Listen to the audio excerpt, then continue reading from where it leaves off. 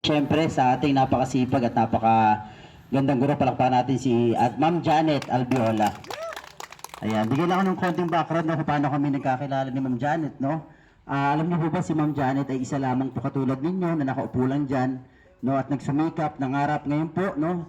Maliban po sa supervisor, siya ngayon po ay teacher na rin po siya ng TESDA, kaya po merong ganitong programa sa ating lugar, no? Kaya palakpakan natin muli Ma'am Janet Albiola. At yun, siguro kami, hiling namin no, sa pagkakataong ito na yung mga napag-aralan natin, parang naglaro lang tayo, no? Pero yan ay makakaasa kayo na pag nagamit po natin ang tama yan, ay may malaking pagbabago po sa buhay natin. No, napakarami na po namin na pagtapos niyan no, sa Barangay Pansol bilang kagawa doon nakaraan.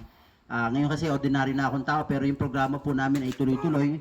Bukas na bukas, meron uli kami orientation no, sa Kaingin 1, Barangay Pansol, no, para sa another batch po ng housekeeping na kung saan 23 batch na po ang aming napagtapos. At maliban po dyan, sa napakarami pong training namin ng TESDA, ay may na po sa 1,800 yung napag-aral natin. At napakarami na pong nabago ang buhay.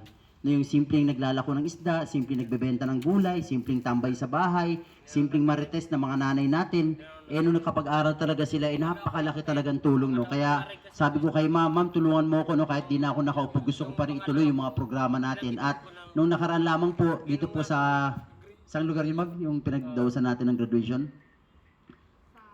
Engineering. Sa engineering office, nakapagpag-graduate po uli kami ng halos 50 pong kabataan na katulad ninyo. Lately lang, itong December lang. No, kaya sana mga boss, no, gamitin natin yung pagkakataong ito. Huwag natin sayangin. Huwag po tayo tumigil mangarap ng mas mataas. No, dahil hayaan po natin yung Diyos yung magbigay sa atin ng pangarap natin. Tayo po ay pagsisikapan lamang natin po. Okay po ba yon? Ayan. Sige po, yun po. Maraming salamat no, sa pagkakataon na binigay sa akin bilang panauhin ngayong gabi.